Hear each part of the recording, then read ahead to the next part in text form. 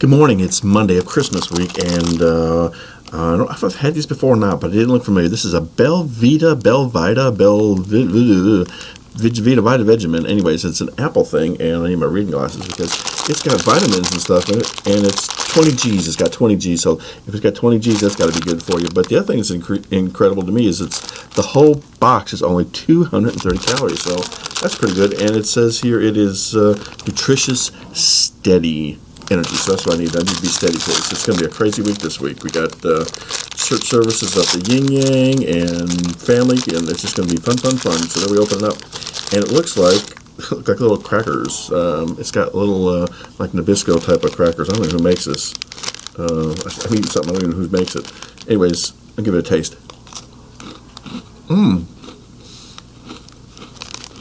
Oh, these are good by themselves, but they would be to die for with about a pound of peanut butter on top.